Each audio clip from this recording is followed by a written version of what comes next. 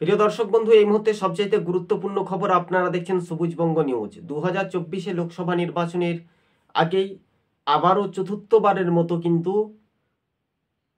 জাতীয় এবং বিরোধী আঞ্চলিক প্রত্যেক রাজনৈতিক দলের প্রতিনিধিদেরকে ডাকানো হয়েছে জোটের জন্য। আসলে কিসের জোট 2024-এ? এটা এখন সারা দেশের জনগণ জানতে চায়। বিজেপিকে রুখতে, না সঠিকভাবে যে রাজ্যসভা বা লোকসভার অধিবেশনে সাসপেন্ড করছে তার জন্য? আগামী দিন কি 2024-এ বিজেপিকে হারানো যাবে? এটা একটা রণকৌশল ফার্স্ট কিন্তু হচ্ছে। তার জন্য আজকে সরাসরি আপনাদের সঙ্গে আমরা কিছু কথোপকথন প্রকাশিত করছি। চ্যানেলটি ভালো লাগলে অবশ্যই সাবস্ক্রাইব করে সঙ্গে থাকবেন। রাহুল গান্ধী যে কথাটি উল্লেখযোগ্যভাবে তুলে ধরেছেন, বা তাদের জোটের কে হবে প্রধানমন্ত্রী, কে হবে মুখ, তো দুইজন ভাগীদার অংশীদার হিসেবে এক রাজ্যের শাসক দল তৃণমূল এবং অন্য রাজ্যের দিল্লির মসনদ দখল করে রয়েছেন অরবিন্দ কেজরিওয়াল, আম আদমি পার্টির মুখ্যমন্ত্রী।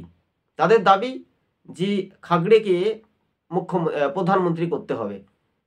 তাহলে কি বাস্তবে এই বিজেপিকে রুখানো যাবে? এটা একটা স্বাভাবিকভাবে রাজনৈতিক মহলে একটা সব জল্পনা কল্পনার অবসান ঘটিয়ে বাস্তবে সেই দিন কথাগুলি কতটা উজ্জীবিত হবে তার উপর কিন্তু পুরোপুরি একটা নির্ভরশীল হতে পারে বলে এমনটাই মনে করছেন রাজনৈতিক মহল। তবে এই জোট বেশি দিন টিকবে না।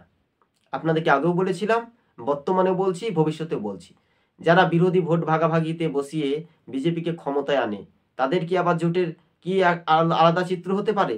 এটাই তো স্বাভাবিকভাবে প্রশ্ন। আপনাদের প্রশ্ন, আমরা উত্তর বলবো। আপনারা প্রশ্ন বলবেন, আমরা উত্তর বলবো। মিলে দেখা যেতে পারে যে বিজেপির বিরুদ্ধে কারা কারা জোটে সওয়াল আসছে। এটা এখন দেখার চিত্র। আগামী দিন খুব ইন্ডিয়া জোটে একটা বড় ক্ষতিতে যাচ্ছে বলে এমনটাই মনে করছেন রাজনৈতিক মহল। আজকে ছিল আমাদের এই পর্যন্ত প্রতিবেদন।